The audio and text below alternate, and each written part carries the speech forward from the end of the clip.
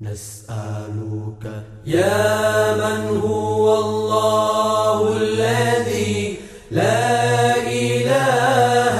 إلا هو الرحمن الرحيم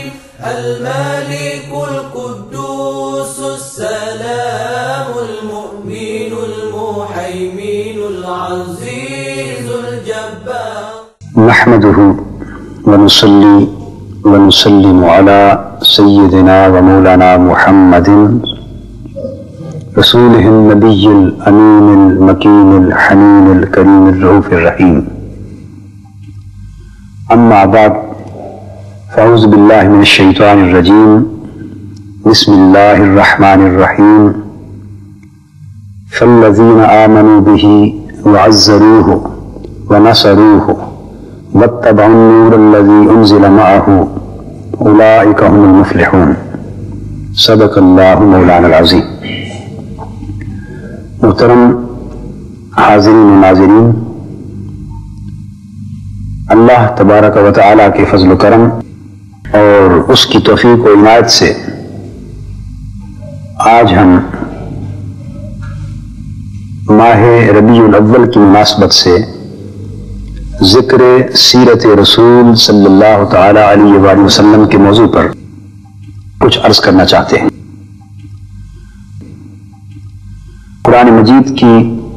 ایک آیہ کریمہ کے آخری الفاظ میں نے عنوان گفتگو کے طور پر تلاوت کی ہے. ان الفاظ سے قبل اللہ تبارک و تعالی نے حضور نبی اکرم صلی اللہ تعالی علیہ وآلہ وسلم کی ذات اقدس، آپ کی سیرت طیبہ اور آپ کی شخصیت مقدسہ کے مختلف پہلوؤں اور مختلف گوشوں کا ذکر فرمایا ہے، بلکہ یوں کہیے کہ آپ کی مختلف حیثیتوں پر روشنی ڈالی. گویا پوری آیت کریمہ ذکر سیرت رسول صلی اللہ علیہ وآلہ وسلم پر مشتمل ہے. اس بیان کے بعد اس مضمون کو کنکلوڈ کیا ہے، ختم کیا ہے ان الفاظ پر قرآن مجید نے. اور وہ الفاظ کیا ہیں؟ اختتام پہ فرمایا فَالَّذِينَ آمَنُوا بِهِ، پس وہ لوگ جو اس نبی صلی اللہ علیہ وآلہ وسلم پر جس کا ذکر اوپر ہو چکا ہے، الذین یتبعون الرسول النبی الامی الذی یجدونہ مکتوبا عندہم فی التوراۃ والانجیل، اس طرح ذکر شروع ہو رہا ہے. یعنی وہ لوگ جو اتباع کرتے ہیں اس رسول کی جو نبی ہے، امی ہے، اور اہل کتاب جس کے حسن و جمال اور عظمت و کمال اور نبوت و رسالت کے تذکرے اپنی کتابوں میں پہلے سے پڑھتے چلے آ رہے ہیں، تورات میں، انجیل میں، جس کا ذکر ان کی پہلی کتابوں میں بھی موجود ہے. اس طرح حضور علیہ السلام کا آگے تذکرہ آ رہا ہے. یہ پورا بیان سیرت رسول کا مکمل کر کے آخر میں فرمایا پس جو لوگ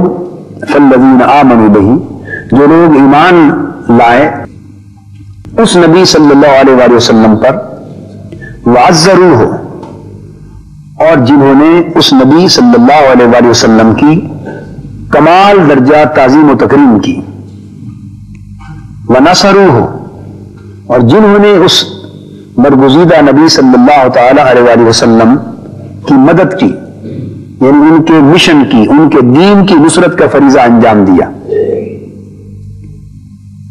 وَاتَّبَعُوا النُّورَ الَّذِي أُنزِلَ مَعَهُ، اور جنہوں نے اس نور کی پیروی کی جو اس نبی صلی اللہ علیہ وآلہ وسلم کے ساتھ نازل کیا گیا، ان دین اسلام کی تعلیمات کی پیروی کی. یہ چار شرائط بیان کر کے آخر پہ ان کا صلہ بیان کیا، اولئک هم المفلحون، بس وہی لوگ ہیں جو حقیقت میں کامیابی حاصل کرنے والے ہیں. گویا قرآن مجید نے سیرت رسول صلی اللہ علیہ وآلہ وسلم کے مختلف گوشوں کا ذکر کرنے کے بعد ان چار عناصر کا بیان کیا ہے بطور شرائط کے، بطور لازمی تقاضوں کے، اور انہیں شرائط اور تقاضوں کے طور پہ چار عناصر کو بیان کر کے ان کا نتیجہ یہ بیان کیا ہے کہ جو لوگ اپنے دامن میں سیرت رسول صلی اللہ علیہ وآلہ وسلم کے حوالے سے تعلق رسالت کے حوالے سے حضور علیہ الصلوۃ والسلام کی نبوت اور آپ کی ذات اقدس کے ساتھ وابستگی کے حوالے سے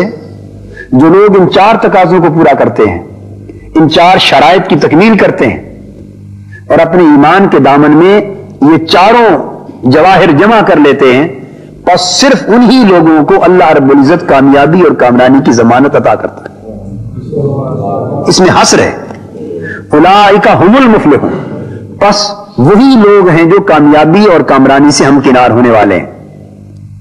یہ جو عناصر 4 کا بیان آیا ہے اس آیت کریمہ میں آخری الفاظ میں، وہ ہے ایمان،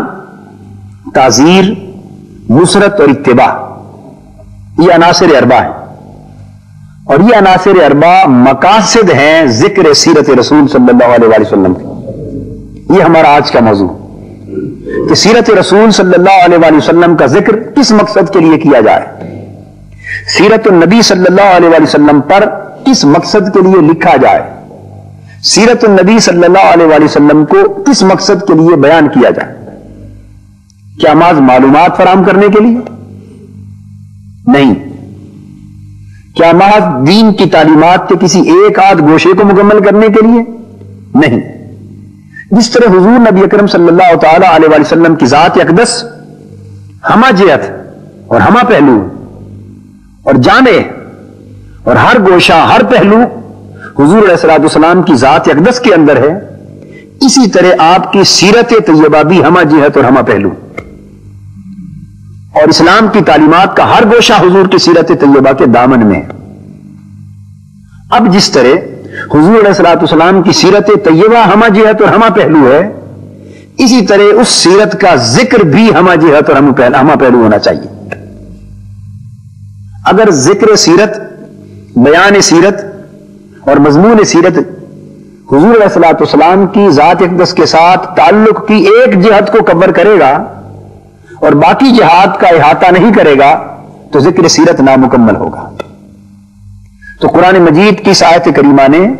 حضور علیہ الصلوۃ والسلام کی سیرت مقدسہ کے مختلف پہلوؤں کے بیان کے بعد ان 4 عناصر کو اس لیے بیان کیا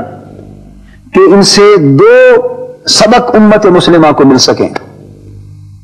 ایک سیرت کے علم کے حوالے سے، ایک حضور علیہ الصلوۃ والسلام کی ذات اقدس کے ساتھ تعلق کی نوعیت کے حوالے سے۔ سیرت کے ذکر کے حوالے سے تو سبق یہ ملے کہ حضور علیہ الصلوۃ والسلام کی اگر سیرت کا بیان کوئی کرنا چاہے اور سیرت کو سمجھنا چاہے اور پڑھنا چاہے یا سیرت کو لکھنا چاہے تو وہ سیرت اس وقت تک کامل سیرت قرار نہیں پائے گی جب تک اس کے اندر یہ 4 مضامین مندرج نہ ہوں۔ یعنی اس سیرت کے ذریعے ایمان کا عنوان بھی مکمل کیا جائے، تعزیر کا عنوان بھی مکمل کیا جائے، نصرت دین کا عنوان بھی مکمل کیا جائے اور اتباع کا، پیروی کا عنوان بھی مکمل کیا جائے۔ یعنی وہ سیرت کا بیان اس طرح کا ہو کہ اس کے نتیجے میں جب کوئی شخص حضور علیہ الصلوۃ والسلام سے اپنا قلبی تعلق استوار کرے اور مسلمان نبی اکرم صلی اللہ علیہ وآلہ وسلم سے ٹوٹا ہوا یا کمزور پڑ جانے والا تعلق آج کے مادی اور نفسانی دور میں سیرت طیبہ کے حوالے سے پھر بحال کرنا چاہے تو قرآن مجید نے بتا دیا کہ نبی اکرم صلی اللہ علیہ وآلہ وسلم کے ساتھ ایک مسلمان کے تعلق کی کون کون سی جہتیں ہیں۔ تو تعلق بالرسالت کی 4 جہتیں ہیں، جیسا کہ بیان سیرت یا ذکر سیرت کے 4 مقاصد ایک ہی چیز ہے مگر 2 الگ زاویہ ہے نگاہ ہے۔ تو امتی کا تعلق حضور علیہ السلام سے ایمان کا تعلق بھی ہونا چاہیے، تعزیر کا تعلق بھی ہونا چاہیے،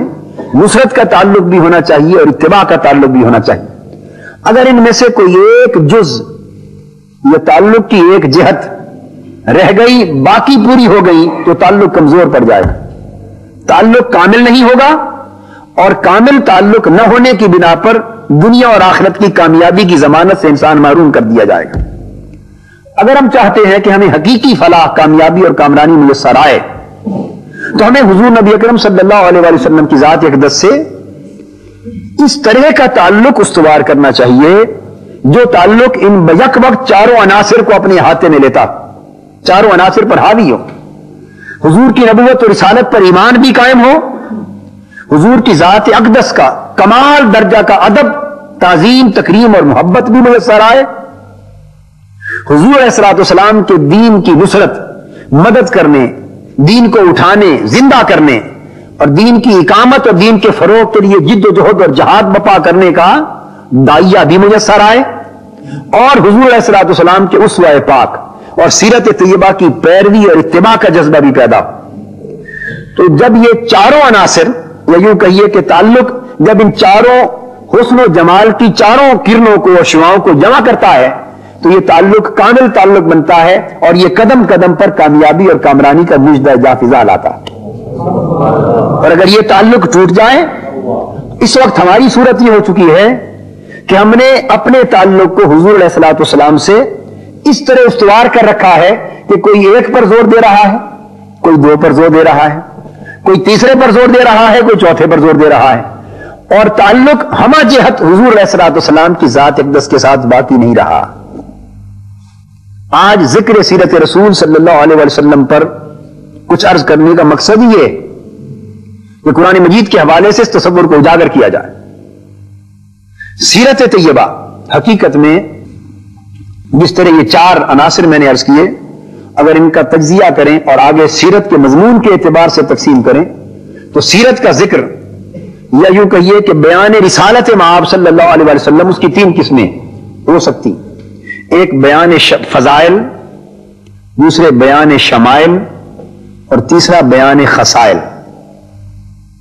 بیان فضائل یعنی حضور علیہ السلام کی شخصیت اقدس کا مطالعہ تین جہتوں سے کیا جانا چاہیے,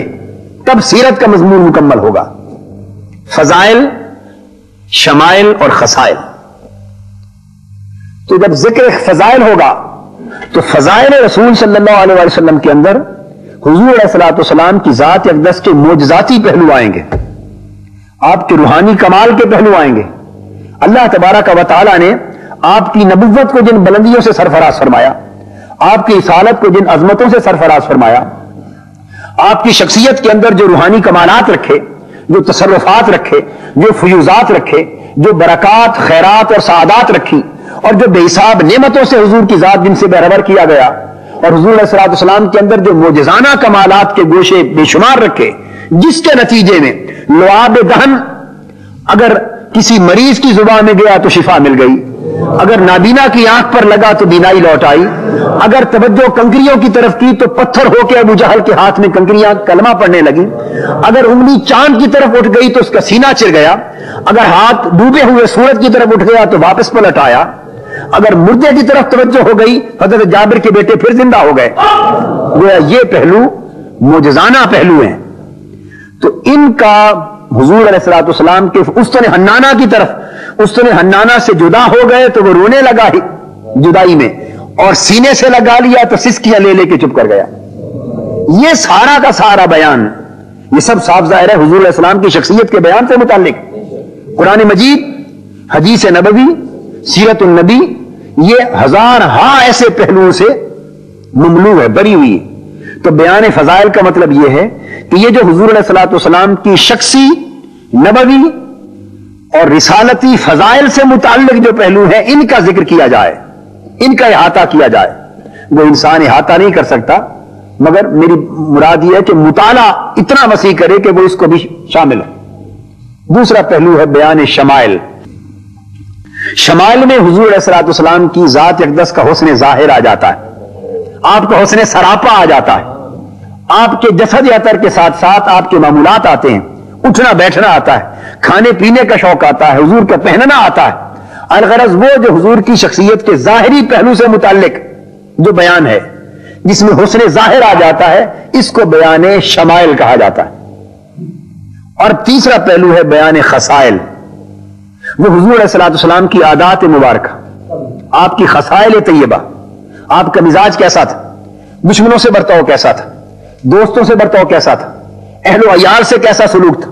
بچوں سے کیسا سلوک تھا, پڑوسیوں سے کیسا تھا, کفار سے کیسا تھا, غریبوں سے برتاؤ کیا تھا, بڑوں عمراء سے برتاؤ کیا تھا, لین دین میں کیسے تھے, ایثار اور سخا میں کیسے تھے, شجاعت اور جرأت میں کیسے تھے, خطابت میں کیسے تھے, دعوت اور تبلیغ کی حکمت کیا تھی, تعلیم میں کیسے تھے، یعنی یہ جو سارے پہلو، میدان جنگ میں کیسے تھے، جلوت میں شخصیت کیا تھی، خلوت میں کیا تھی، دن کے اجالے کا رنگ کیا تھا، رات کی تنہائیوں کا رنگ کیا تھا، یعنی یہ جو شخصیت مقدسہ کا تعلیماتی پہلو ہے، اس کا احاطہ بیان خصائل کے ذریعے ہوتا ہے۔ اگر یہ کوئی سیرت کا بیان، یہ سیرت کی کتاب، یہ سیرت کا مضمون اگر وہ جمی ہے، ورنہ تو جزوی بیان بھی ہوتے ہیں، تو سیرت رسول صلی اللہ علیہ وآلہ وسلم اس وقت تک کامل سیرت نہیں ہو سکتی، اور تعلق رسالت مآب صلی اللہ علیہ وسلم کے ساتھ اس وقت تک کامل نہیں ہو سکتا جب تک وہ تعلق ان تینوں جہتوں کو محیط نہ ہو، اور سیرت کا بیان جب تک ان تینوں بیانوں کو محیط نہ ہو۔ تو نتیجہ کیا ہوگا، ان تین بیانات کا نتیجہ کیا ہوگا؟ جب حضور علیہ الصلوۃ والسلام کے فضائل کا مطالعہ ہوگا سیرت کے باب میں، تو فضائل کے مطالعہ سے حضور علیہ الصلوۃ والسلام کی شخصیت کی عظمت، آپ کی بلندی اور آپ کے کمالات منکشف ہوں گے، اور عظمت اور کمال نبوت سے آگاہ ہو کر انسان کے دل میں اپنی نبی کی عظمت کا تصور بیٹھ جائے گا۔ اس عظمت کے نتیجے میں ادب کا جذبہ پیدا ہوگا، احترام کا جذبہ پیدا ہوگا، تعظیم اور تکریم کا داعیہ بیدار ہوگا، اور وہ شخص حضور علیہ الصلوۃ والسلام کے ساتھ ادب اور تعظیم والا ایسا تعلق پیدا کر دے گا کہ پھر وہ تعلق اسے مجبور کر دے گا کہ حضور کی اس بارگاہ میں جب بات کرے تو آواز بھی اونچی نہ ہو، جیسے کہ قرآن مجید نے کہا۔ پھر قدم قدم پہ وہ ادب کرے گا، پھر حضور کے دیدار اور زیارت کی طلب پیدا ہوگی، پھر حضور سے محبت پیدا ہوگی، الفت پیدا ہوگی، وہ بڑھتے بڑھتے عشق کی نوبت تک جا پہنچے گی۔ یہ تعلق عشقی نوعیت کا پیدا ہو جائے گا، وہ ادبی نوعیت کا پیدا ہوگا، یہ عشقی اور حبی نوعیت کا تعلق پیدا ہوگا۔ اور جب بیان خصائل آئے گا تو اس میں حضور علیہ الصلوۃ والسلام کی جب اسوہ پاک کا جب وہ شخص مطالعہ کرے گا تو اس میں جب وہ پھر حضور علیہ السلام کے اسوے کی پیروی کا جذبہ بیدار ہوگا، اطاعت کا جذبہ پیدا ہوگا، اتباع کا جذبہ پیدا ہوگا، پیروی کا جذبہ پیدا ہوگا، وہ محبت، وہ ادب اور یہ پیروی اور اتباع کہ میرا اٹھنا بیٹھنا بھی حضور کے اٹھنے بیٹھنے کی طرح ہو جائے، میرا سونا اور جاگنا بھی حضور کے سونے جاگنے کے تابع ہو جائے، میرا کھانا پینا حضور کے کھانے پینے کے تابع ہو جائے، یعنی یہ داعیہ پیدا ہوگا جب اس نگاہ سے سیرت پڑھی جائے گی، میرا چلنا پھرنا حضور کے چلنے پھرنے کے تابع ہو جائے، میرا لوگوں کے ساتھ میل ملاپ اس میں وہ رنگ آ جائے جو حضور کے میل ملاپ والا رنگ تھا، دشمن سے اسی طرح برتاؤ کرنے لگوں جیسے میرے آقا دشمنوں سے برتاؤ کرتے تھے، وہ سخاوت کا رنگ آ جائے، وہ اطاعت کا رنگ آ جائے، وہ عبادت کا رنگ آ جائے، وہ اللہ کی اطاعت کا رنگ آ جائے، وہ تواضع، انکساری، حسن خلق، یہ ساری زندگی کے اندر وہ رنگ آ جائیں، اخلاق، حسن خلق کے وہ رنگ جو حضور علیہ السلام کے اخلاق حسنہ کے رنگ تھے۔ تو دوستو جب یہ تینوں پہلو یکجا ہو جاتے ہیں تو اس ذکر سیرت رسول صلی اللہ علیہ وسلم سے سیرت طیبہ جو ہے وہ انسان کو نکھار دیتی۔ اور یہ بات ذہن نشین رہے کہ مطالعہ سیرت النبی کا دو طرح کا ہے، ایک اس کا پہلو جو ہے اسی کا اگر ایک اور طریقے سے احاطہ کریں تو ایک تعلیماتی پہلو ہے، ایک جمالیاتی پہلو، یہ پہلو بھی ساتھ چلیں مگر ان پہلوؤں کا غلبہ اس طرح نہ ہو جائے کہ معجزاتی پہلو نظر انداز ہو جائیں۔ اگر معجزاتی پہلو نظر انداز ہو جائیں گے تو حضور کی ذات بطور مصلح کے نظر تو آئے گی، ریفارمر کے طور پہ نظر تو آئے گی، بطور کمانڈر کے نظر تو آئے گی، بطور معالج کے نظر تو آئے گی، بطور طبیب کے، بطور حکیم کے، بطور منصف کے، بطور جج کے، بطور خطیب کے، بطور شوہر کے، بطور ایک عظیم باوقار شہری کے، یہ حیثیتوں سے تو حضور کی ذات ایک دس نظر آئے گی، مگر دوستو یہ ساری حیثیتیں بھی مل جائیں تو دل کے اندر عشق کا بیج نہیں بویا جا سکتا۔ ان سے اتنا تو پتہ چلتا ہے کہ حضور کی سیرت کامل سیرت تھی، مگر اس سیرت کو اپنانے کے لیے عشق اور محبت کا جنون کی حد تک وہ جذبہ انسان دیوانہ وار اس سیرت کی طرف لپکے اور کوئی قدم اس سیرت کی راہ سے ہٹ کے اٹھانے کو گوارا نہ کرے اور صبح و شام اپنے اس سیرت کے رنگ میں ڈھالنے کی طرف اس کے اندر پیدا ہو جائے، اس نوعیت کا مطالعہ یہ طرف اس کے اندر پیدا نہیں کر سکتا۔ دوستو جب تک مطالعہ کثرت سے ہوتا رہے اور اس مطالعے کا رنگ اپنے ظاہر و باطن پہ چڑھانے کے لیے ایک آگ اندر نہ بھڑکے، چنگاری نہ بھڑکے تو اس مطالعہ سیرت کا فائدہ نہیں۔ قرآن مجید نے کہا لا اقسم بہذا البلد وانت حل بہذا البلد، اللہ تبارک و تعالیٰ نے یہاں قسم کھائی ہے شہر مکہ کی اور فرمایا کہ میں شہر مکہ کی قسم کھاتا ہوں محبوب صرف اس لیے کہ یہاں تیرے قدم لگے ہیں، اس مکہ کے شہر میں تو بستا ہے، تیری اقامت اور سکونت اس شہر میں۔ اس آیت کریمہ کی مختلف تفسیرات، تو کہہ کے فرمایا لا اقسم بہذا البلد، محبوب مجھے کسی نسبت سے بھی قسم کھانے کی کوئی حاجت نہیں، بے نیاز ہو کر پھر بھی اس شہر مکہ کی قسم کھاتا ہوں۔ باری تعالیٰ جب تو قسم کھانے سے بے نیاز ہے اور قسم کھانے کی حاجت نہیں رکھتا اور اس کو بیان کر کے پھر بھی شہر مکہ کی قسم کھاتا ہے تو کیوں کھاتا ہے؟ فرمایا وَأَنْتَ حِلٌّ بِهَذَا الْبَلَدِ، لوگوں جان لو اس لیے شہر مکہ کی قسم نہیں کھائی کہ یہاں کعبہ ہے، اس لیے قسم نہیں کھائی کہ یہاں حجر اسود ہے، اس لیے قسم نہیں کھائی کہ یہاں صفا مروہ ہے، میں نے تو شہر مکہ کی قسم اس لیے کھائی ہے کہ میرے محبوب کا گھر اس شہر میں، میرے محبوب کی سکونت اس شہر میں۔ انت حل بہذا البلد، محبوب تو اس شہر میں سکونت پذیر ہے، میں شہر مکہ کی قسم کھاتا ہوں، مگر کس وقت؟ وانت حل بہذا البلد، محبوب اس وقت جب اس شہر کی گلیوں میں تو خرام ناز کر رہا ہوتا ہے، جب شہر مکہ کی گلی میں تو گھومتا پھرتا ہے، آزادی سے چلتا پھرتا ہے، تو تیرے خرام ناز سے جب اس شہر مکہ کی فضائیں مستنیر منور ہوتی ہیں، اس شہر مکہ کی ہوائیں جب تیرے رخسار کو بوسہ دیتی ہیں، اس کی فضائیں جب تیرے لبوں کو چھوتی ہیں، تو تیرے خرام ناز سے محبوب اس شہر میں وہ ماحول پیدا ہو جاتا ہے کہ میں رب ہو کر بھی اس کی قسم کھاتا ہوں۔ کہ قرآن مجید کی یہ دو آیات جس بھی معنی کے اعتبار سے لیں، ان میں کوئی تعلیماتی پہلو ہے؟ امر نہیں کا کوئی مسئلہ، شریعت کے واجبات اور فرائض اور سنن اور مستحبات میں سے کوئی مسئلہ؟ ہرگز نہیں۔ عبادات میں سے، معاملات میں سے، مالیات میں سے، مناقحات میں سے کوئی مسئلہ بیان نہیں ہوا، مسئلہ کوئی بیان نہیں ہوا، اور جو مسئلہ بیان ہوا ہے وہ سب مسئلوں کی جڑ ہے، وہ مسئلہ ہے محبت و ادب رسول صلی اللہ علیہ وسلم کا، اور یہی خلاصہ ہے سیرت کا اور مقصد اور غرض و غایت اور نہایت سیرت کی۔ اس لیے کہ ان آیتوں کے ذریعے اللہ رب العزت نے ہمیں متوجہ کیا ہے کہ لوگوں، میں رب ہو کر، خالق ہو کر، حضور میرے بندے ہیں، میں مالک ہوں، حضور میری مملوک، میں معبود ہوں، میرا محبوب میرا عبد ہے، میں مرسل ہوں، وہ میرا رسول ہے، بھیجا ہوا ہے، یہ ساری چیزیں اپنی جگہ بجا، مگر باوجود اس کے میری محبت کے تعلق کا یہ عالم ہے کہ میرا بندہ، میرا محبوب، میرا رسول ہو کر جس شہر کی گلی کوچوں کی زمین پر قدم رکھتا ہے اور جس شہر کی زمین اس کے تلووں کو بوسہ لیتی ہے، میں رب ہو کر اس شہر کی فضاؤں کی قسم کھاتا ہوں۔ تو یہ سبق دیا جا رہا ہے کہ تم بھی میرے محبوب سے اس طرح کی محبت کرو، تم بھی میرے محبوب سے ایسا ادب کرو، ایسی محبت اور ادب کا تعلق پیدا ہو جائے گا تو ایمان زندہ ہو جائے گا۔ تو گویا ذکر سیرت رسول کے حوالے سے میں نے بنیاد یہ عرض کی کہ وہ سیرت رسول کا ذکر اس وقت تک مؤثر، مفید، نتیجہ خیز اور ہماری سیرتوں میں انقلاب لانے والا نہیں بن سکتا جب تک اس سیرت رسول کے ذکر کا آغاز اس بیان سے نہ ہو جس بیان سے حضور کی محبت کا بیج بویا جاتا ہے۔ حضور علیہ الصلوۃ والسلام کے عشق و محبت کا بیج جب تک سیرت کے بیان کی جہت سے دلوں میں بویا نہ جائے، اس وقت تک تعلیماتی پہلو سیرت کا وہ عمر بھر پڑھ کے بھی سیرت کی طرف وہ رغبت پیدا نہیں ہو سکتی جو اسلام چاہتا ہے کہ ہمارے کردار میں پیدا ہو۔ اللہ تبارک و تعالی ہمیں سیرت رسول صلی اللہ علیہ وسلم کی اصل حقیقت اور اس کے بیان کی حکمت و افادیت اور اسرار و غوامض کو سمجھنے کی توفیق عطا فرمائے، اور ذکر سیرت رسول صلی اللہ علیہ وسلم کی جو حقیقی منافع اور برکات ہیں ان سے ہماری سیرتوں کو منور فرما دے۔ وما علینا الا البلاغ۔ نسألك يا من هو الله